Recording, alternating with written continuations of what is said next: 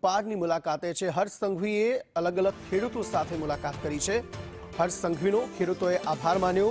ખેડૂતોએ સહાય પેકેજને લઈને તેમનો આભાર માન્યો છે। સરકારે 10,000 કરોડનું જ્યારે પેકેજ જાહેર કર્યું છે ખેડૂતો માટેનું, ત્યારે અલગ અલગ ખેડૂતોએ તેમનો આભાર માન્યો હતો।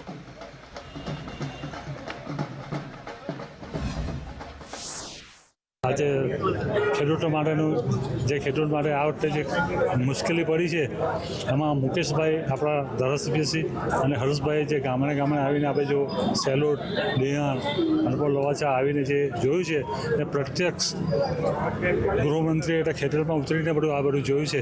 અને ત્યાર પછી આ લોકોએ જે પેકેજ જાહેર કર્યું છે તેમાં આ લોકોનો મુકેશભાઈનો અને હર્ષભાઈનો ખૂબ અભિનંદન આપ્યું।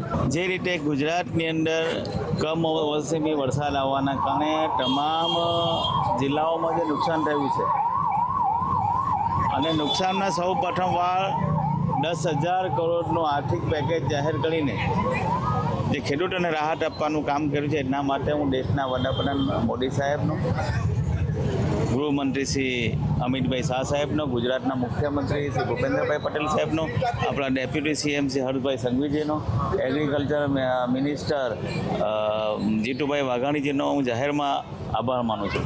આજે આપણા ડેપ્યુટી સીએમ હર્ષભાઈ સંઘવીજી ઓલપાડથી પસાર થવાના ત્યારે મારા ઓલપાડ તાલુકાના ખેડૂતની લાગણી એવી છે કે આટલું મોટું પેકેજ અને ઓલપાડમાં ખાસ કરીને નુકસાન થયું છે તો અમારા ખેડૂતો ડેપ્યુટી સીએમનો સન્માન કરવા માગે છે।